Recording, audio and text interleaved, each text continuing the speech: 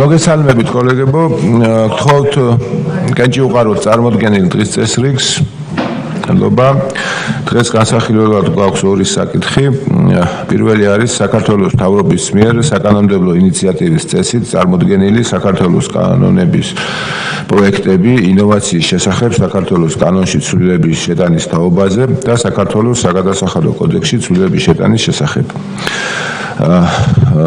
მესამე მოსმენით არის აღნიშნული კანონპროექტები, მოხსენებელი საქართველოს ეკონომიკისა და მდგრადი განვითარების მინისტრის მოადგილე ბატონი ირაკლი ნადარიაშვილი.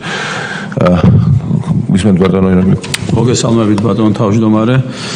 მოგესალმებით პარლამენტის წევრებს. მესამე მოსმენით წარმოგიდგენთ ინოვაციების შესახებ საქართველოს კანონის ცვლილების პროექტს და მისგან გამომდინარე ცვლილებებს საგადასახადო კოდექსში. მოკლედ მოგახსენებთ ინიციატივის შესახებ, როგორც მოგეხსენებათ საქართველოს მთავრობის ერთ-ერთ მნიშვნელოვან პრიორიტეტს წარმოადგენს ცოდნასა და ინოვაციებზე დაფუძნებული ეკონომიკის განვითარება. სწორედ ამ მიმართულებით საქართველოს მთავრობა აქტიურად უწყობს ხელს და განვითარებს ქვეყანაში ინოვაციურ სტარტაპ ეკოსისტემას. ეს ხდება სხვადასხვა მიმართულებით, როგორც ფინანსებზე ხელმისაწვდომობის, ტექნიკური დახმარების, ტექნოპარკების განვითარებით ქვეყანაში და ათასობით სხვადასხვა ბენეფიციარის ჩართულობით, სხვადასხვა საგანმანათლებლო, სატრენინგო და სტარტაპების ხელშემწყობ ღონისძიებებში.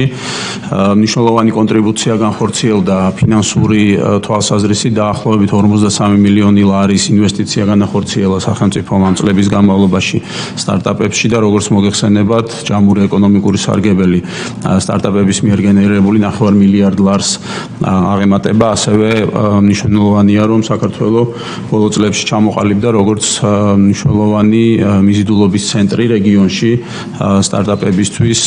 ის სხვადასხვა თამაშები, რომლებიც შემოვიდნენ საქართველოს ეკოსისტემაში, ეს არის პირველ რიგში ამერიკული აქსელერატორი 500 და შესაბამისად ვენჩურული ფონდი ნამდვილად გააჩინა დამატებითი მიზიდულობის ინტერესი საქართველოში. სწორედ ამ მიზნით წარმოდგენილია საკანონმდებლო ცვლილება, რომელიც ისახავს კიდევ უფრო მეტი დაინტერესების გაჩენას საქართველოს მიმართ, როგორც რეგიონული სტარტაპების, ასევე ეგრეთ წოდებული R&D კომპანიების მიერ. ეს არის კვლევაზე და განვითარებაზე ორიენტირებული კომპანიები. კანონპროექტით წარმოდგენილია 3 ახალი სტატუსი, რომლებიც ითვალისწინებს სხვადასხვა ტიპის შეღავათებს და საგადასახადო ინცენტივებს. პირველი ეს არის ინოვაციური სტარტაპის სტატუსი, რომელიც ითვალისწინებს ჯამურად 10 წლის განმავლობაში საგადასახადო შეღავათებს. აქედან პირველი 3 წლის განმავლობაში საშემოსავლო გადასახადი განულებულია და რეალურად თავაზობს სტარტაპებს აბსოლუტურად გადასახადებისგან თავისუფალ გარემოს. შემდგომი 3 წლის განმავლობაში 5%-ით იბეგრება როგორც საშემოსავლო გადასახადი, ასევე მოგების გადასახადი და ბოლო 4 წლის განმავლობაში ეს განაკვეთი 10%-ს შეადგენს. მეორე სტატუსი ეს არის ინოვაციური მცირე და საშუალო კომპანიის სტატუსი, რითიც ვახალისებთ კომპანიების მიერ საკუთარი კვლევისა და განვითარების მიმართულებით გაწეული ხარჯებს შემოსავლების 5%-ზე მეტის შემთხვევაში მათ ექნებათ საშუალება, რომ სამაგიოდენობით გამოქვითონ მოგების დასაბეგრი ბაზიდან აღნიშნული ხარჯები და მესამე ეს არის უშუალოდ კვლევისა და განვითარების მომსახურების გამწევი კომპანიის სტატუსი, რომელსაც ასევე ექნება 5%-იანი განაკვეთი საშემოსავლო გადასახადზე და მოგების კორპორატიული მოგების გადასახადზე.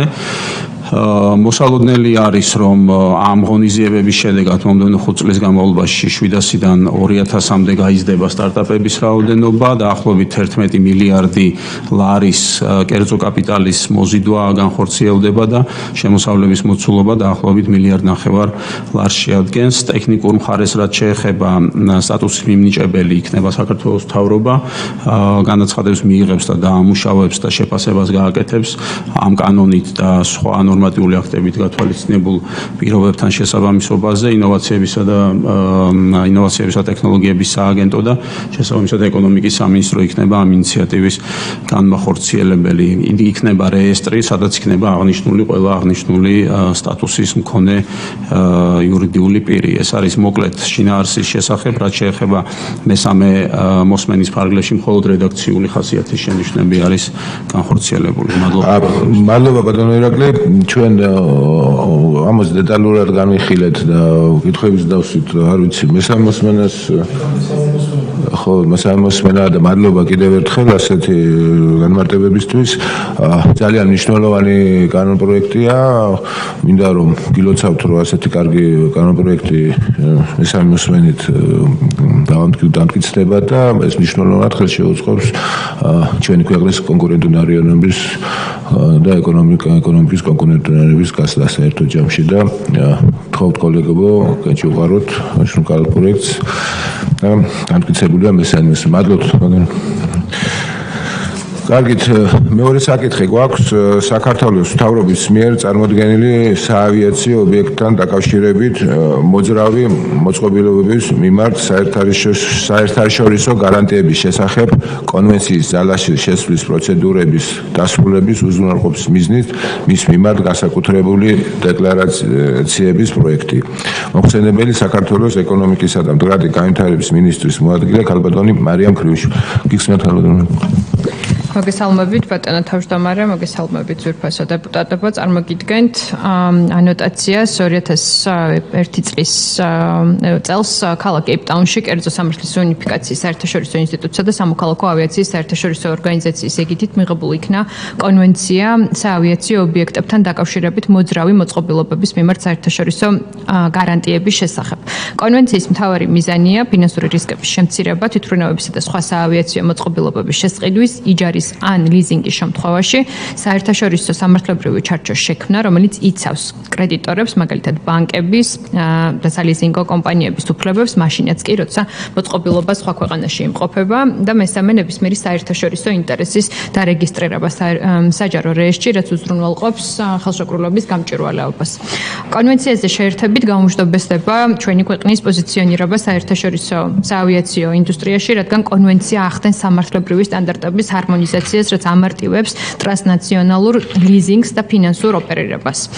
შესაბამისად, საქართველოს წარმოჩინდება როგორც საიმედო პარტნიორი საერთაშორისო ავიაბაზრისთვის, რაც თავის მხრივ ხელს შეუწყობს ინვესტიციების მოზიდვას საავიაციო სექტორში. კონვენციის განუყოფელ ნაწილს წარმოადგენს ოქმი, რომელიც დეტალურად აწესრიგებს ავიაციის სფეროში გარანტიების ქმედით მექანიზმებს. კონვენციისა და ოქმის დასკვნითი დებულებების საშუალებას აძლევს ხელშემკრულ მხარეს გააკეთოს დათქმები კონვენციისა და ოქმის მოქმედებისა და გავრცელების საკითხებთან დაკავშირებით. აქვე მოგახსენებთ, რომ საქართველოს კონვენციისა და ოქმთან შეერთების შიდა სახელმწიფოებრივი პროცედურები დაასრულა 2007 წლის 6 ნოემბერს. საქართველოს პარლამენტის მიერ იქნა მიღებული დადგენილება ნომერი 54/22 კონვენციასა და ოქმზე შეერთების თაობაზე, თუმცა 2012 წელს კონვენციის დეპოზიტარმა აცნობა საქართველოს, რომ კონვენციასა და ოქმზე გაკეთებული განაცხადები სრულად არ ასახავდა კონვენციის მოთხოვნებს.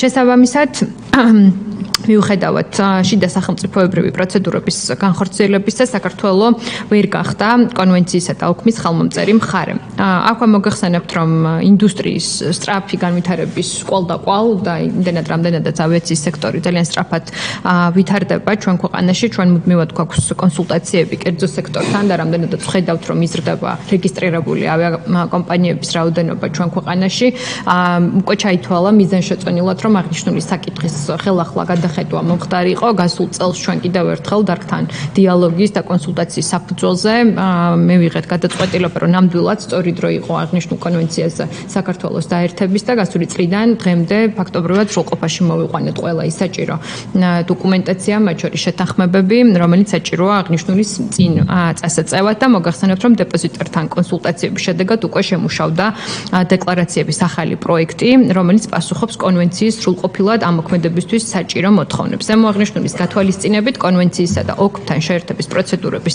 დასრულების მიზნით მიზანშეწონილია შეტანილ იქნას ცვლილება საქართველოს პარლამენტის 2007 წლის 6 ნოემბრის ნომერი 54-32 დადგენილებაში კერძო დადგენილების მეორე პუნქტი ჩამოყალიბებულ იქნას დეკლარაციების ახალი რედაქციის გათვალისწინებით. თქვენი მხარდაჭერის იმედი გვაქვს, რადგან ეს ნამდვილად მნიშვნელოვანი ინიციატივა იქნება და ახალი ძალიან უმნიშვნელოვანესი წინ გადადგმული ნაბიჯი ჩვენი ეროვნული ავიაციის გაძლიერებისთვის, რაც პირველ რიგში გააძლიერებს ქართულ ავიაციას, ქართულ ავიაკომპანიებს, ექნებათ ავიაკომპანიებს იმის შესაძლებლობა, რომ უკეთესი პირობებით, უკეთესი სალიზინგო პირობებით ჩამოიყვანონ საქართველოში ავიახომალდები, რითიც იმეც ვიქონიებთ, რომ ვიხილავთ კიდევ უფრო მეტ პირდაპირ ფრენას ამგზავროს ისევე როგორც სატვირთოს, რაც დიდწილად გააძლიერებს ჩვენი ქვეყნის ტურიზმს და ზოგადად ეკონომიკას. დიდი მადლობა.